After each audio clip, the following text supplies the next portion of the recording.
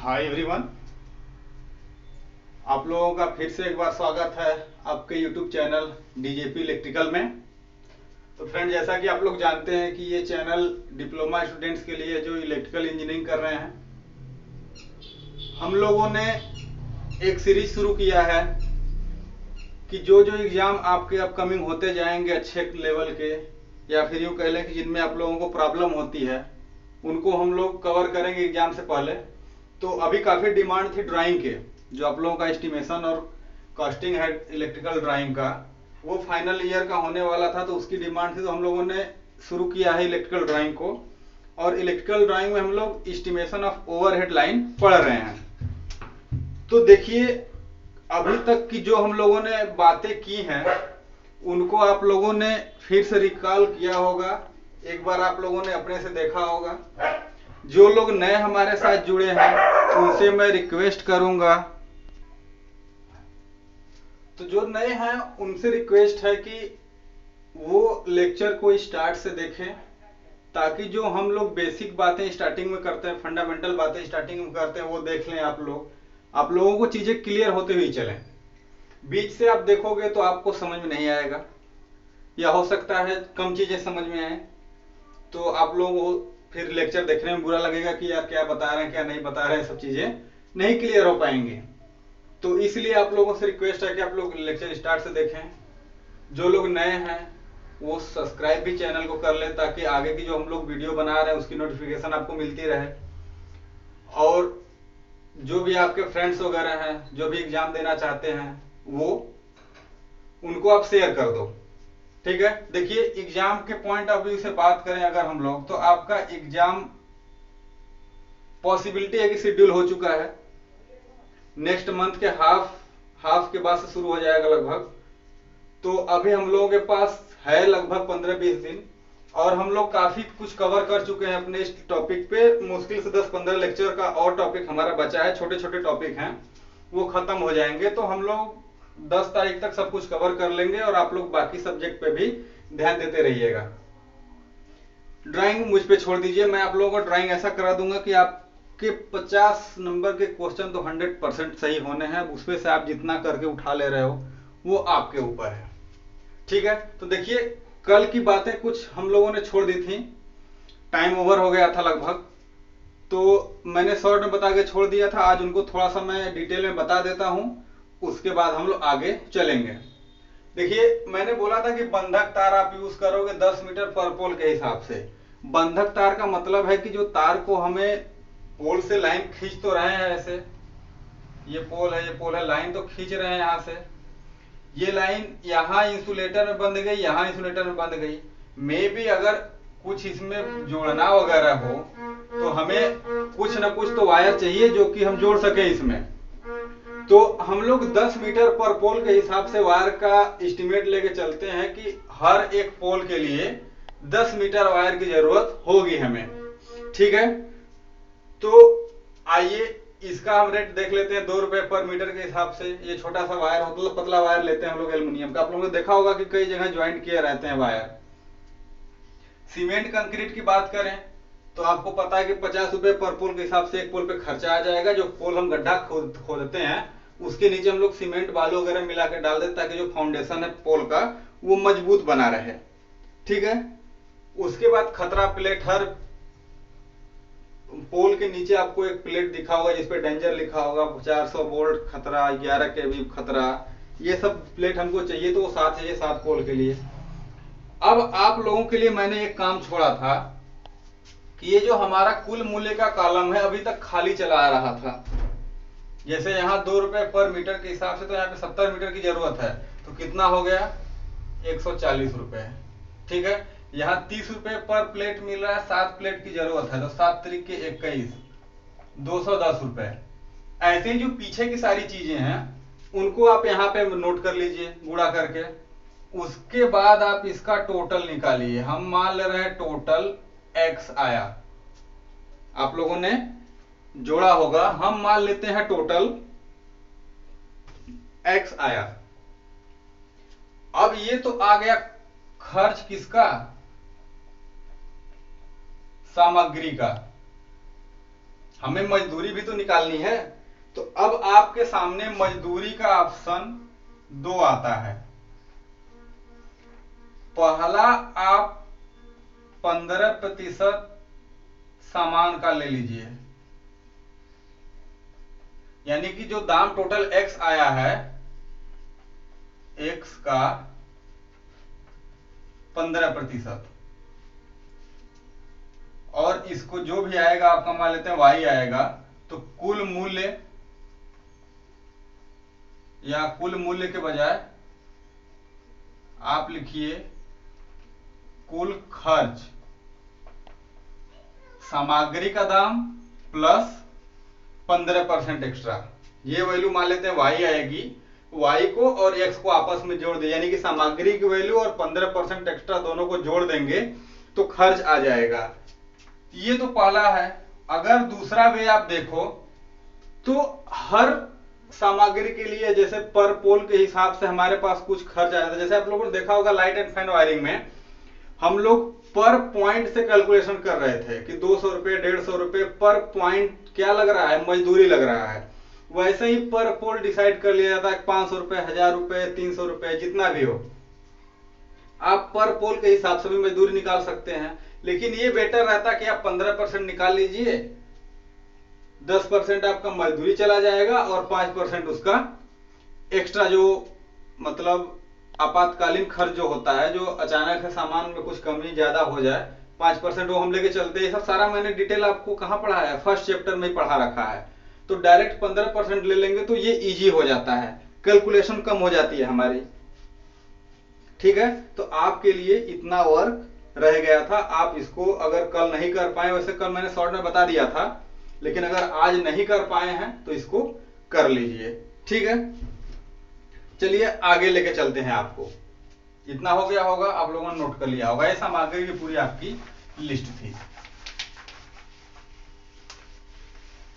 देखिए अब आपको क्या करना है। अब आप क्या करेंगे, आप ध्यान से देखिए। तो एक लास्ट में मैंने पॉइंट क्वेश्चन में डाल दिया था, टर्मिनल पोल का नामांकित चित्र। टर्मिनल पोल का नामांकित चित्र, ये हमें बनाना था। कभी कभी क्वेश्चन में आपको टर्मिनल पोल का नामांकित चित्र बनाने को दे देता है, कभी कभी आपको कुछ और फंसा के दे देगा स्टे का अरेंजमेंट बनाने के लिए। तो ये सब आपके बुक में 2-4 फिगर हैं, ये आप देख लीजिएगा। मैं टर्मिनल पोल के लिए आपको बता दूं, देखिए क्या होता है।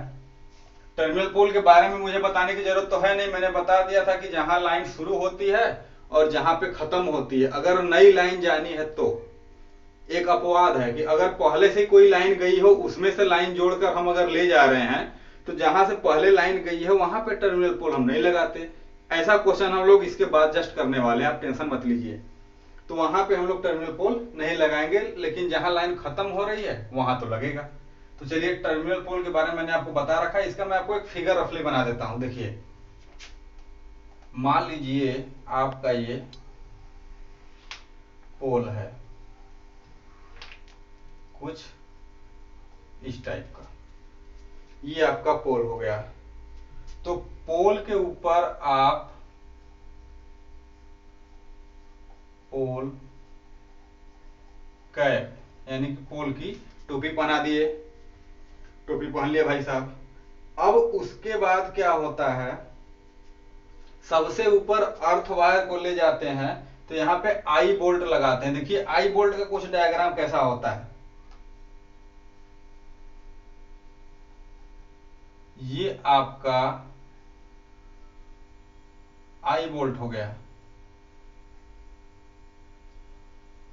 ये आपका आई बोल्ट होता है। मतलब कि इस पे क्लैंप रहेगा, इन दोनों तरफ से हम लोग कसने वाला बना देते हैं, इधर से भी कस देते हैं। इसमें कौन सी वायर जाती है, अर्थ वायर इससे जुड़ी होती है। डायरेक्ट पोल में कसा जाता है और इसी में डायरेक्ट जोड़ते हैं, क्योंकि पोल भी साथ में जुड़ के अर्थ हो जाता है।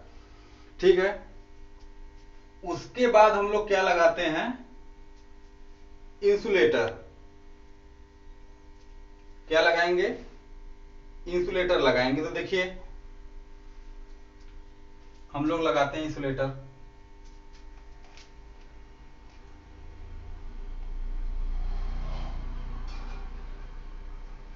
देखिए कितनी वायर चाहिए हमको, पहले ही बता रखा है कि 5+1, एक अर्थिंग का 5 ये, तो अर्थिंग का तो काम हो गया, अभी 5 बचे हैं। देखिए एक इंसुलेटर, दूसरा इंसुलेटर बनाते चलते हैं। ये कुछ साइकिल इंसुलेटर का डायग्राम है, ये 2 पॉइंट निकले होते इसी पे कस दिया जाता है। सेम ऐसे ही ये भी साइकिल इंसुलेटर है, 2 हो गए।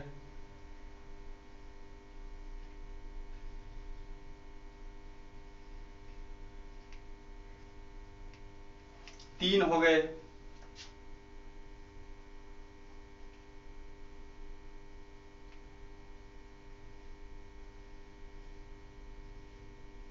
चार हो गए, और एक लास्ट।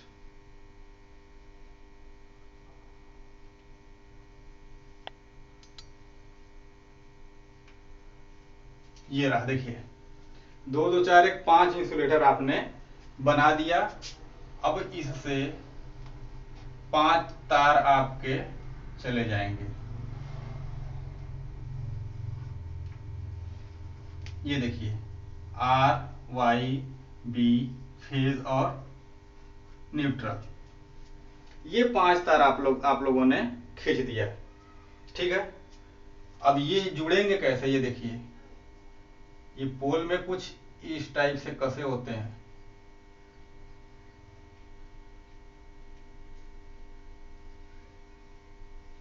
मतलब ऐसा नहीं है कि ये डायरेक्ट ऐसे जुड़ जाएंगे, ये कुछ इस टाइप से कसे होते हैं। इस पोल पे कस के इनको ऐसे कर दिया जाता है। ठीक है, कुछ ऐसा अरेंजमेंट होता है टर्मिनल पोल पे, दिख रहा है। ये तो हो गया आर वाई बी वायर। अब हमें पता है, इनका नाम दे देते हैं। ये क्या है, आई बोल्ट। क्या है, आई बोल्ट है ये। ये क्या है,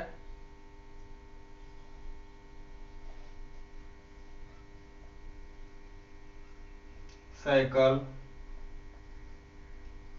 इंसुलेटर है। ये सभी पांचों साइकिल इंसुलेटर हैं। अब इसकी तो बताने की जरूरत है नहीं, ये पोल है। ठीक, अब देखिए 2 स्टे अरेंजमेंट ले जाते हैं, एक यहां से, एक यहां से स्टे अरेंजमेंट जाएगा, और दूसरा मान लेते हैं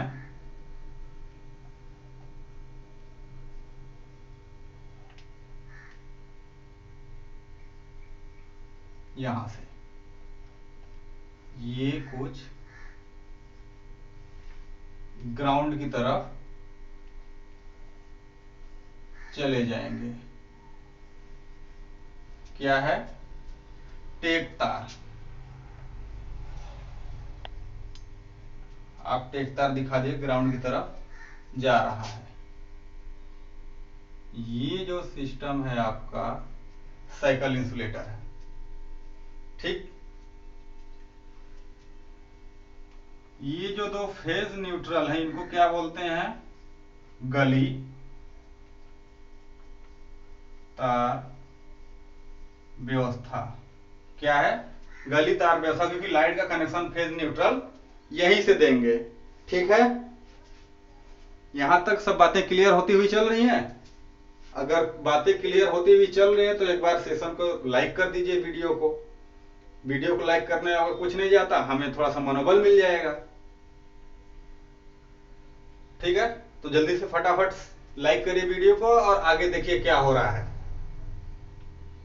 अब एक चीज और है, मैंने बताया था कि लाइनें आपस में सट न जाएं, इसके लिए हम लोग रील इंसुलेटर लगाते हैं। क्या लगाते हैं, रील इंसुलेटर।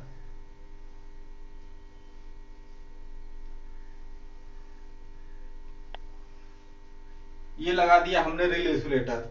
दिखने में भारी भरकम लग रहा है, बस आप सिंपल समझिए कि जो लोग यहाँ पे बांस की फट्टियां बांध के तारों को आपस में बांध के अलग रखने का काम करते हैं, वही सेम काम ये भी रील इंसुलेटर करता है। इससे ज्यादा कुछ अलग नहीं है। ठीक है, तो ERYB फेज न्यूट्रल हो गया, गली तार व्यवस्था हो गया। हाँ, इसका नाम लिख लीजिए, रील इंसुलेटर। क्या है? रील इंसुलेटर है। तो ये आपको टर्मिनल पोल का नामांकित चित्र वहां पे बनाना होगा, अगर से क्वेश्चन में डाल दिया तो। अगर आप ये नहीं बनाओगे तो आपका क्वेश्चन आधा अधूरा माना जाएगा। अब आप कहोगे कि हाँ, क्वेश्चन मेरा कंप्लीट हुआ। अगर आप कुछ छोड़ के चले आ रहे हो तो पता चला 15 नंबर 10 नंबर क्वेश्चन में आपको सिर्फ 5 नंबर दे देगा, जबकि आपने किया अच्छा खासा था पूरा, लेकिन लास्ट में एक फिगर के लिए आप मार खा गए नंबर से। तो ये कुछ अरेंजमेंट है, उम्मीद करते हैं आपको साफ साफ सब दिख रहा होगा। अच्छे से इसको आप बना लीजिए। अब देखिए आगे चलते हैं, ये आपका क्वेश्चन कंप्लीट होता है। सेम क्वेश्चन अगर यहाँ पे जो हमने 440 बोल्ट दिया था कि एक 440 बोल्ट के लिए लाइन खींचिए 3 फेज, और 50 मीटर जो इसका है स्पान है, और जो भी 500-600 मीटर 1 किलोमीटर की लाइन है। अगर यहाँ पे मैं 11 केवी के लिए कह दूं तो कोई दिक्कत नहीं आनी चाहिए आपको। सेम अरेंजमेंट रहेगा सिंगल लाइन डायग्राम का। बस होगा क्या कि जो यहाँ पे हम लोग साइकिल इंसुलेटर यूज कर रहे हैं LT लाइन के लिए, वहां पे पिन टाइप इंसुलेटर यूज होने लगेगा, पोल में क्लैंप लगने लगेंगे, जो क्रॉस आर्म आपने V टाइप का देखा होगा, बस वो अरेंजमेंट लगने होंगे। तो मुझे नहीं लगता कि अब मैं सिर्फ 440 वोल्ट के बाद 11 केवी के सेम क्वेश्चन रिपीट करूं। तो मैं इस 11 केवी क्वेश्चन को रिपीट करने से बढ़िया मैं नेक्स्ट टाइप के क्वेश्चन पे आप लोगों को लेकर चला हूं। देखिए नेक्स्ट टाइप का क्वेश्चन कैसा बन सकता है आपके एग्जाम में, आइए देखते हैं उसको। तो आप तैयार हो जाइए क्वेश्चन लिखने के लिए। लिखिए क्वेश्चन। क्वेश्चन कुछ ये है कि एक 11 केवी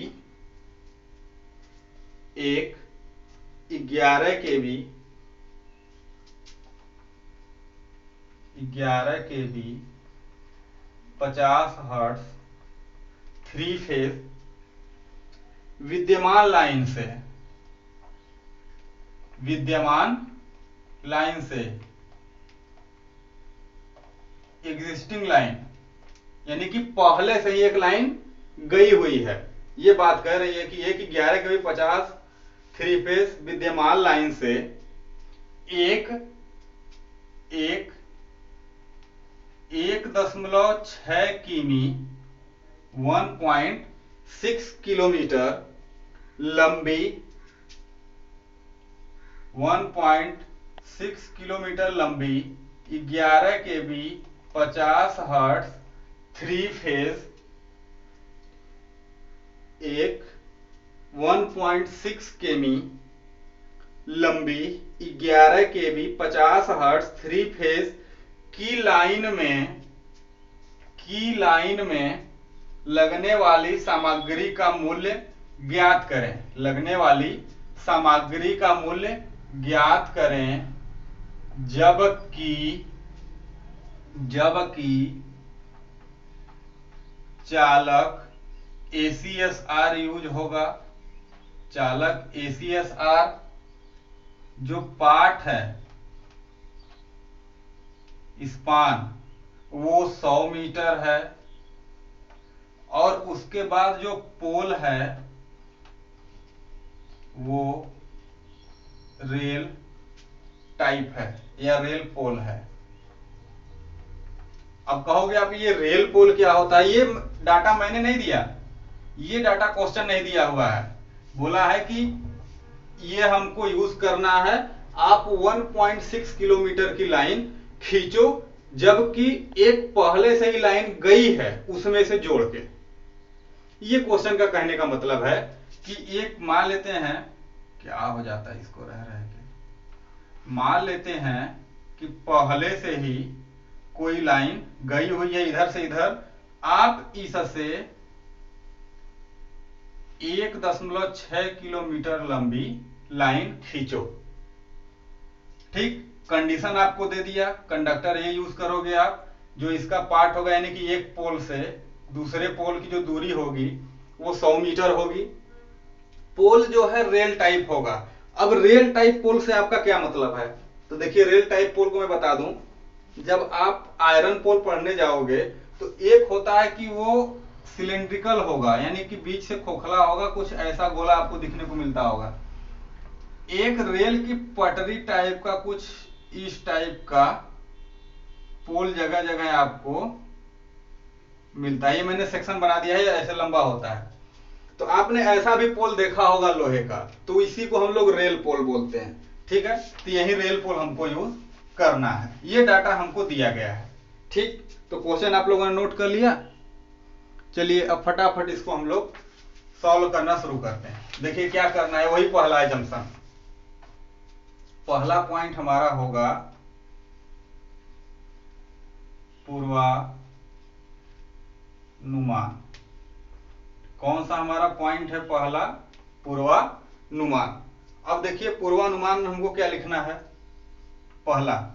अब देखिए क्या बात हुई, 3 पॉइंट तो ऑलरेडी क्वेश्चन नहीं कर दिया कि आप पूर्वानुमान मत लो, ये मान के चलो कि यही करना है तुम्हें। कंडक्टर कौन सा लेना है? ACSR लेना है। पार्ट कितना होगा? 100 मीटर का होगा। पोल कौन सा यूज करोगे? रेल पोल यूज करोगे। आप पिछले क्वेश्चन में देखिए ये सब चीजें आप लोगों ने पूर्वानुमान में लिखा था। अब चूंकि क्वेश्चन नहीं कह दिया है तो हम इसको पूर्वानुमान तो मानेंगे नहीं, हमको वही करना ही करना है। तो जो चीजें शेष बचती हैं उनको आप लिख लो। जैसे कि पहला, लाइन सीधी होगी, लाइन सीधी रेखा में है, सॉरी डबल हो गया, लाइन सीधी रेखा में है।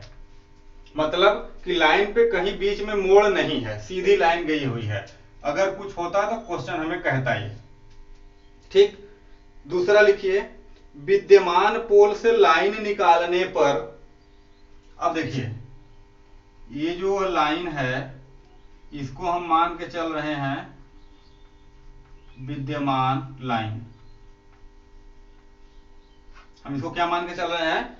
ये विद्यमान लाइन है पहले से ही। ठीक, अब इसमें से हम एक लाइन ले जा रहे हैं, नई लाइन इसको हम लोग बोलेंगे नई लाइन, या जो क्वेश्चन पे हमने जो क्वेश्चन करने जा रहे हैं वो लाइन है। ये एक तो सीधी है, पहला अनुमान ये। अब इसको हम लोग प्रथम बोलते हैं, इसको हम लोग अंतिम बोलते हैं। क्या? प्रथम पोल। जहां से शुरू होगा उसको प्रथम पोल, जहां खत्म होगा उसको अंतिम पोल। तो अब लिखिए दूसरा वाला जो एजम्पशन है कि विद्यमान पोल से लाइन निकालने पर, विद्यमान पोल से लाइन निकालने पर प्रथम पोल सामान्य पोल होगा। प्रथम पोल सामान्य पोल होगा, जबकि अंतिम पोल टर्मिनल पोल होगा। प्रथम पोल सामान्य पोल होगा जबकि अंतिम पोल टर्मिनल पोल होगा। क्यों? क्योंकि जब ऑलरेडी ये लाइन इधर से इधर जा रही है तो यहां पे तो बीच में सामान्य पोल ही यूज करेंगे। अब जरूरत है कि इधर जब कोई तार इसको खींचेगा तो खंभा इधर की तरफ झुकेगा, तो करते क्या है कि 2 स्टे अरेंजमेंट इधर दे देते हैं ताकि इधर का बैलेंस इधर से हो जाए, इधर का बैलेंस इधर से हो ही रहा है। तो यहां हमें अलग से टर्मिनल पोल की जरूरत नहीं पड़ती, सिर्फ अंतिम पोल क्या लेंगे? टर्मिनल पोल लेंगे। शेष जो 1-2 और बातें रह जाती हैं वो ऑलरेडी क्वेश्चन में हमको दे रखा है, तो हमारा यहीं से पूर्वानुमान हो जाता है खत्म। पूर्वानुमान कहां पे हो जाता है? यहीं पे खत्म। अब देखिए आगे क्या करते हैं हम। आगे जैसे ही चलेंगे हमारा पोर्शन आ जाता है बी, गणना। कौन सा पोर्शन? गणना। अब गणना में क्या है, हमको नंबर ऑफ पोल निकालने हैं। तो देखिए लाइन पार्ट, क्या बोलते हैं इसको? Line part.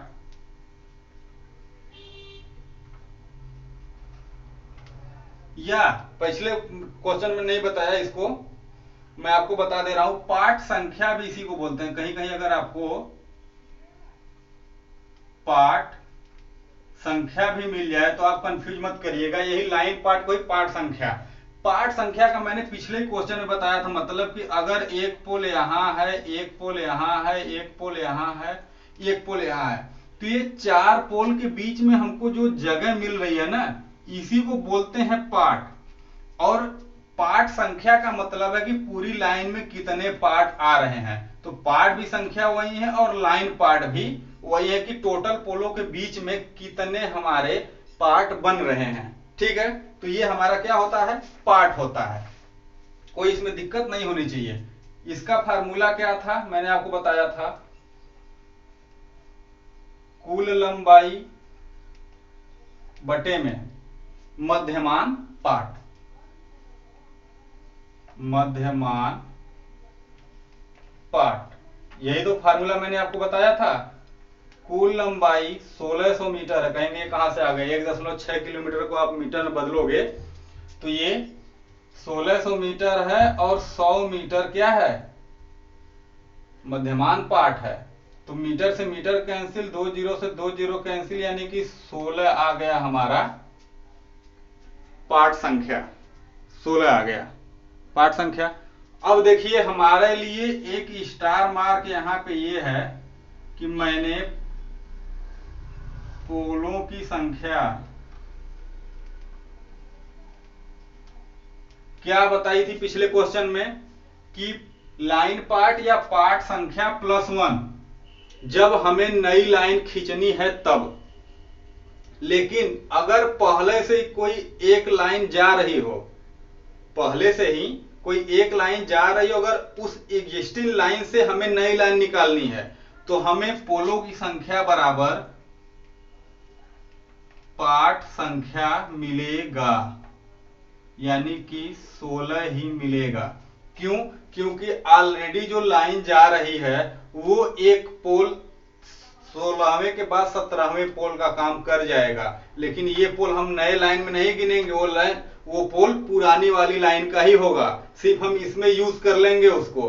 तो हमें नया एक और एक्स्ट्रा पोल लेने की जरूरत नहीं है, वो 17वें पोल का काम करेगा। यानी कि इस लाइन में अभी भी 17 पोल यूज होंगे, लेकिन हमारे लिए वो नया पोल नहीं होगा, वो कितना कौन सा होगा, पुराना पोल ही होगा। तो हम कितना भी पोल लेंगे, 16 पोल लेंगे। ठीक है, तो ये गणना था। अब एक और गणना देख लीजिए यहां पे, चालक की लंबाई निकाल लेते हैं हम लोग। क्या निकाल लेते हैं, चालक की लंबाई।